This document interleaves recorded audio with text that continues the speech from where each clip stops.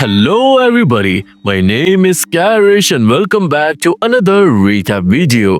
Today it's a Japanese horror drama. Housekeeper Kuromi will not forgive the rotten family. Now in this show we follow Kuromi, who is obsessed with the idea of working for an ideal family, but no family is ideal. On top of that, if you're new to my channel, then make sure to hit that subscribe button and give this video a thumbs up because it is free for you and it is something that helps me out a lot. And with that said, sit back and relax as a recap. Housekeeper Kuromi will not forgive the rotten family. So the story starts with a brutal murder scene. We see a house where 4 family members have been unalived horribly and there's blood everywhere. The police are investigating and talking to Kuromi, the only survivor. She was the family's housekeeper. But how did this family die? To find this out, we need to go back 3 months earlier when Kuromi first arrived at the Haibara family's house for a housekeeping job. Kuromi meets Midori and her husband Sota. Then their son Sensui shows up and they also have a daughter named Akari. The family is really happy to meet Kuromi because she's a very experienced housekeeper. Later, Sota and Sensui leave for work and school and Midori gives Kuromi a tour of the house. The house is super fancy, but the living room is cluttered with boxes since the family just recently moved in. Kuromi quickly tells Midori she'll take care of it so Midori can focus on her work. Honestly, this family seemed perfect, living a good life, but every perfect setup has something dark hiding underneath. After that, Kuromi starts cleaning and Midori gets back to her work. She runs a management business with a partner named Makiko, who Kuromi learns about the same day. Later that night, everyone is shocked to see the house sparkling clean. Kuromi had finished everything. She even found and placed a family photo on the counter, which for some reason Sensui didn't seem to like, as if he hates this family. Kuromi had also cooked dinner and before leaving she finally meets Akari, who's a bit shy and doesn't talk much. Now on her way home, Kuromi talks to herself in a creepy way. She had already noticed a few things. Midori was really ambitious, Sota was always glued to his phone, Akari didn't speak at all, and Sensui talked a bit too much. Kuromi didn't like that. She wanted the Haibara family to be absolutely perfect, and she will do anything to make that happen. She needed a family with 0 flaws. The next day, there's a housewarming party. Kuromi had made amazing food and drinks and everyone was shocked at how the whole house was already set up just in one day. Of course, all the compliments were going to Midori. People thought she was such an amazing working housewife, but deep down, Midori was silently thanking Kuromi. Now during the party, Makiko shows up and starts talking to Kuromi. She already knew it was Kuromi who made the party a success. Then Makiko offers Kuromi a job, asks her to leave Midori's house and come work for her instead. She even offers to double her pay, but Kuromi refuses. Midori overhears this whole conversation and immediately confronts Makiko. The two gets into an argument, with Makiko claiming that the only reason Midori's business even works is because of her. That really hurts Midori, but what Makiko didn't know was that Kuromi had already done some digging on her. She had found out that Makiko was stealing money from the company. And right there at the party, Kuromi exposes her. Makiko was totally stunned and she ends up leaving. Then later that night, Midori thanks Kuromi and Kuromi promises that she will never leave this house. Then 3 days later, Midori receives Makiko's resignation. She quits the company without any explanation and had basically gone off the grid since then. Midori and Kuromi are both happy. Neither of them needed Makiko anymore. But the truth was something else. Actually, you see, Kuromi had visited Makiko 3 days earlier. Kuromi had found out that Makiko was planning to spread rumors about the company to destroy it. She wanted to ruin Midori's perfect family, but Kuromi couldn't let that happen. And that night, Kuromi first scared Makiko in the creepiest way, and then she pushed her off a bridge, unaliving her brutally. Kuromi had made a promise to herself. She was going to fix all the problems in the Haibara family, and you can probably guess what that means. The next day, Kuromi spots a guy near the house named Shuichi, a photographer.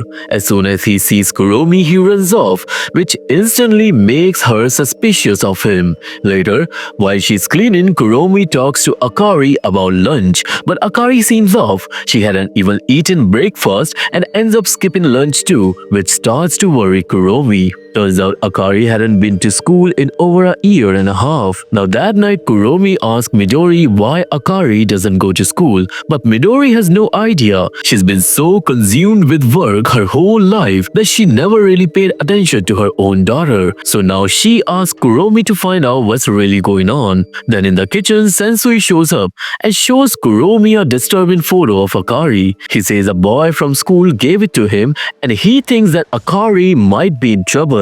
He doesn't know who took it, but Kuromi promises that she will take care of it. Because actually, you see, if that photo gets out, it could ruin the Haibara family's reputation. Now, by the next day, Kuromi had already done her research on Akari. She makes her favorite hamburger and hot chocolate, and Akari finally lights up a bit. Kuromi gently asks her why she stopped going to school, and Akari says that it had been so long that Akari had grown academically weak. But then Kuromi starts tutoring her, and she instantly realizes that Akari is actually still pretty smart. That's when Akari finally opens up. She tells Kuromi about a part-time teacher she used to like a lot. He was kind and he took care of her, and that teacher was none other than Shuichi, the photographer. However, one day Shuichi asked her to come to an art room and everything changed. He turned into someone else, someone evil. He forced her into taking inappropriate photos, and after that he started blackmailing her with them. That's why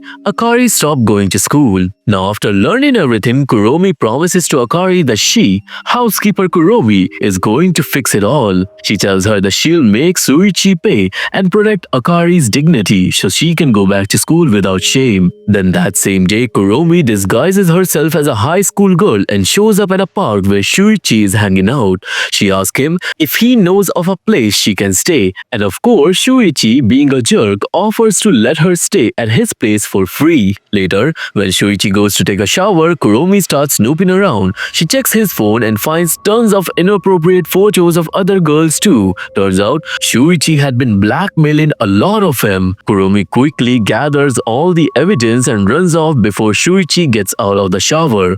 When he comes back, he sees she's gone and he starts panics and quickly checks his money and belongings, but nothing was missing. Then, just as he steps outside, the police shows up to arrest him. Shuichi tries to escape, running towards the rooftop, but when he grabs the railing at the top of the staircase to stop himself, the railing gives away and he falls straight down, dying a brutal death. Seeing his body, Kuromi smiles. She already knew this would happen. It was actually pretty clear Kuromi had loosened the railing on purpose. She's always been kinda demonic like that. Then that night, Akari tells her mom that she wants to start going to school again because Kuromi brought back the fire in her. Hearing that, Midori was overwhelmed with happiness, and for the first time there's a real bond forming between mother and daughter, all thanks to Kuromi. The next day, right before heading to school, Akari shows Kuromi the news about Shuichi's death, and although she doesn't say it outright, she suspects Kuromi might have had something to do with it. However, Kuromi just says one thing, that she will always clean up the mess in the Haibara family. That creeps Akari out and she runs off to school without looking back. Now, a few days later, while doing the laundry, Kuromi finds something strange. Turns out it was actually a fake nail design something thingy that had popped off from a girl named Megumi. And yep, Megumi was secretly involved with Sota. So now Kuromi knows she needs to deal with Megumi too, for the sake of keeping the Haibara family intact. Later, she catches Sota sneaking out on a Sunday claiming he's heading to work, but Kuromi doesn't buy it. Anyway, once he's gone, she checks his social media and quickly finds Megumi's profile. From there, she can finally look into Megumi's life and find out who she really is. Then Kuromi goes to talk to Midori and randomly asks her about her and Sota's sex life. Midori just laughs. She already knew her husband was cheating. According to her, she's always busy with work and doesn't really care what Sota does outside the house, cause at the end of the day, he's still her husband. And honestly, in Japan,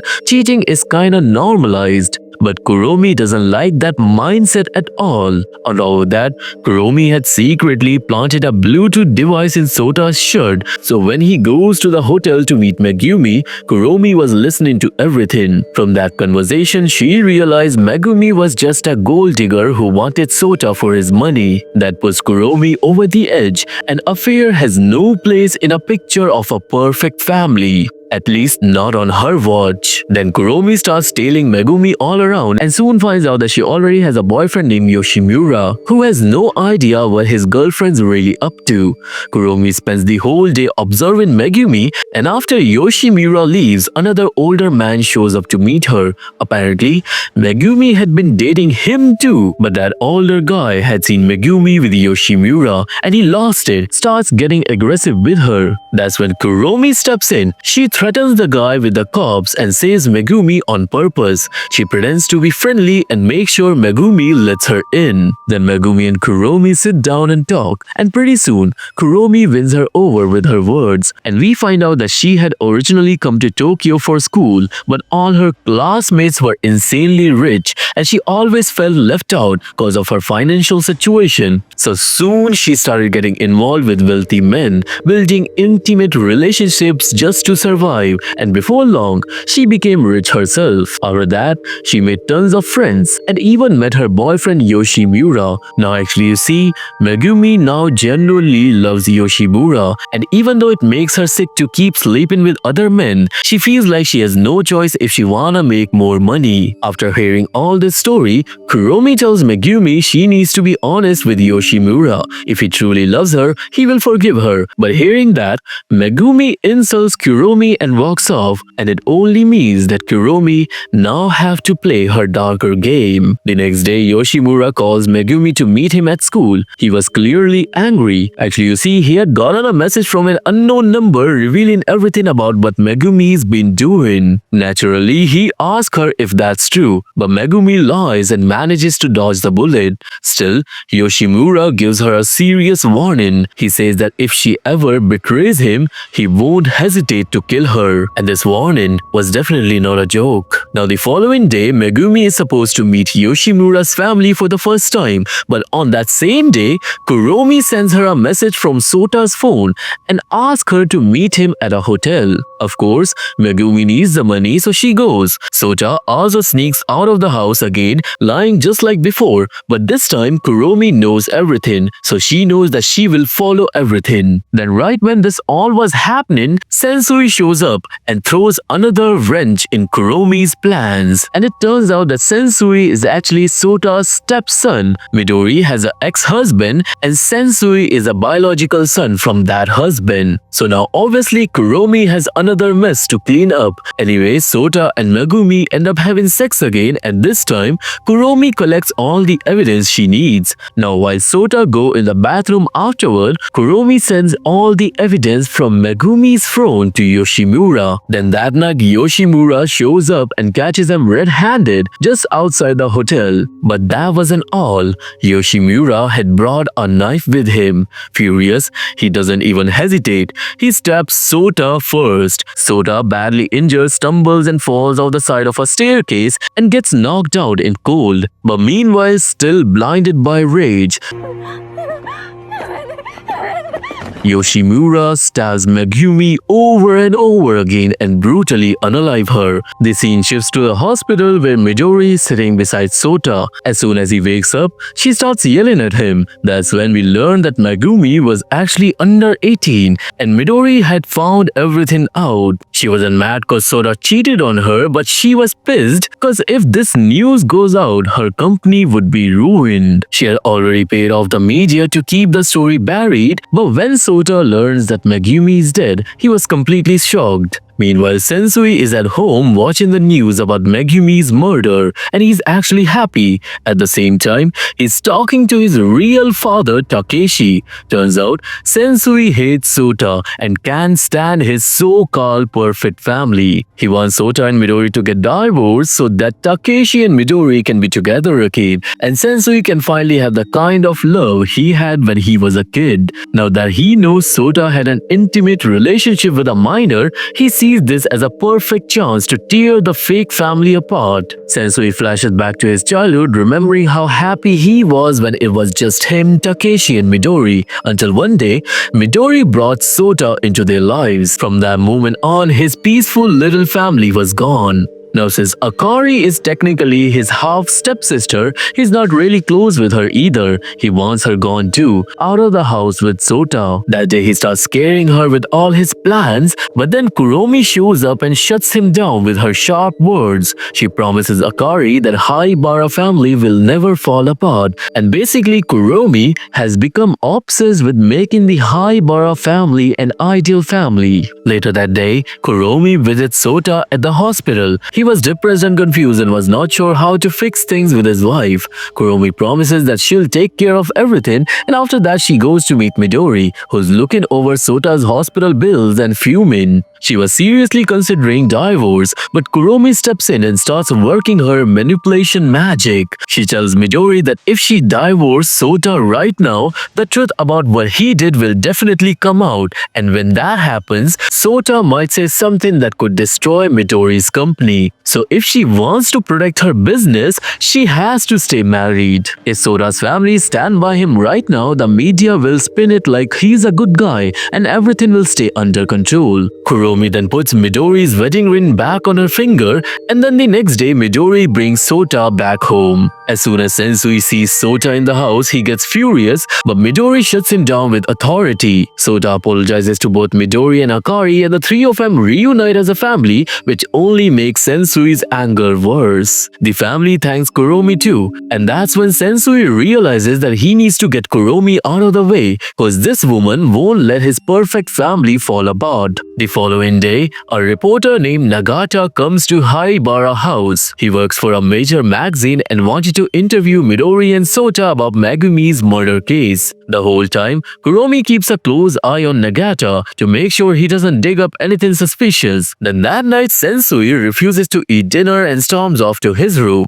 Kuromi goes to talk to him, but Sensui tells her that she should start looking for a new job cause this family is going down soon. Turns out earlier that morning, Sensui had paid Nagata off and spilled all the family secrets to him, hoping that once the article goes public, the Haibara family will be completely destroyed. But Kuromi just laughs at him and tells Sensui that she already knew what he was up to. In fact, she says she paid Nagata even more money to not publish the article. This pisses Sensui off and he kicks her out of the room. But there was a twist. Kuromi was lying. Actually, you see, what really happened was, once Kuromi found out that Nagata planned to publish the article, she poisoned his tea.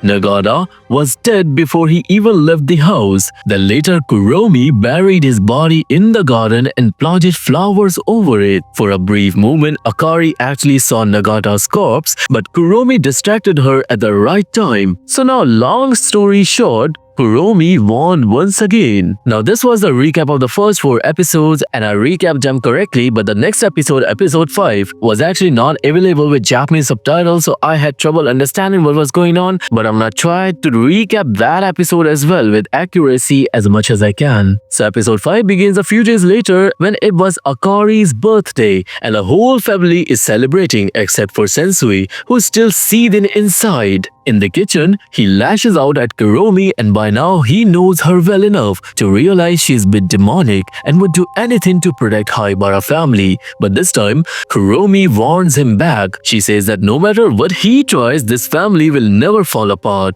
The next day, Midori comes across a video of a guy named Mamoru, a super good-looking guy, kind of popular social media kid who happens to be in Sensui's class. Midori goes straight to Sensui and tells him to become friends with Mamoru so he can start getting famous too. Then at school, Sensui and his two friends bring Mamoru over, trying to befriend him, but Mamoru straight up refuses because he sees Sensui as a messed up kid. Kuromi was happened to be there and she sees all of this go down. Later that day, as Mamoru is heading home, Kuromi stops him and starts manipulating him. In the end, she tells him to befriend Sensui, saying that if he hang out with rich boys, he'll gain more respect at school. Then Mamoru agrees and the next day he approaches Sensui, starts a conversation, opens up about himself and even invites Sensui to hang out. Pretty soon, the two actually became friends. Then after school every day, Kuromi keeps meeting Mamoru and asks him questions about Sensui, trying to get all the details. Now with whatever Mamoru told about Sensui, Kuromi realizes that Sensui is a really toxic kid and he might end up hurting Mamoru in the long run. At the same time, we get a look into Mamoru's background. He lives with his single mom and they were really poor. One day, his mom literally begs the school principal for help because Mamoru's tuition hasn't been paid. Soon after this situation, everyone found out that Mamoru is a poor boy and Sensui and his friend did not like that. Since they're all rich, they cannot stand the idea of hanging out with a poor kid. From here, things start shifting. Sensui goes from being Mamoru's friend to bullying him. One day, he takes Mamoru's desk outside the classroom and messes up all his books. Then, he ends their friendship. Mamoru's heart breaks and during lunchtime, Sensui and his friends openly make fun of him in front of the whole class and Mamoru hears everything. He spirals into depression and when he gets home, even there things were bad. Kids were bothering his mother and their house is plastered with humiliating notes. Mamoru tries to protect his mother, even cleans up the posters, but he was so drained, he doesn't know what to do anymore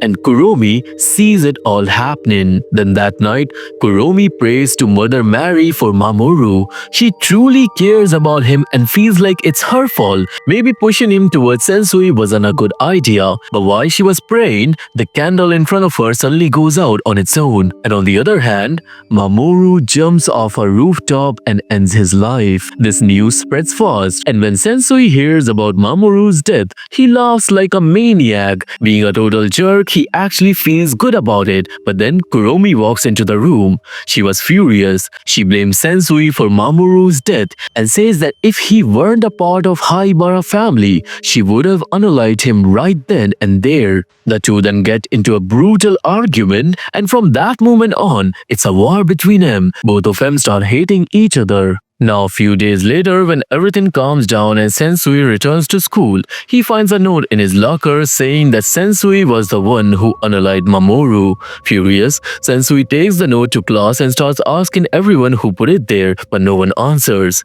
He then goes up to the roof and starts remembering things about Mamoru, and for the first time, he feels a little guilty. Then that night, Sensui skips dinner and Kuromi comes over to check on him. The first thing Sensui asks her is about the note. Kuromi denies knowing anything, telling him that even though Sensui is a messed up kid, she doesn't bully people like he does. Then the next day, while Kuromi is cleaning up, Mamoru's mother, Shiromi, comes over to talk to Sota and Midori. Shiromi says she received 2 notes at her house claiming that Sensui was the one who bullied Mamoru into unalivement. Shiromi believes the note and now she wants justice. Midori and Sota were confused about what to do, but then Kuromi shows up. Now since she's with Haibara family, she was forced to lie. Kuromi kicks Shiromi out of the house, telling her to come back the next day cause Sensui isn't home. Now after Shiromi leaves, Midori and Sota argue cause Sota kinda believes what Shiromi said, and then that night Midori talks to Sensui about it and of course he denies bullying Mamoru. Midori trusts her son, so the next day when Shiromi comes back with her husband, Midori protects Sensui. Shimori's husband accuses Sensui of being responsible, but then Kuromi shows up and as always, she's prepared for everything. She had already recorded everything Mamoru said about Sensui and edited the audio. In the recordings, Mamoru talks about how he praised Sensui as a friend and how his struggles with money were causing him pain.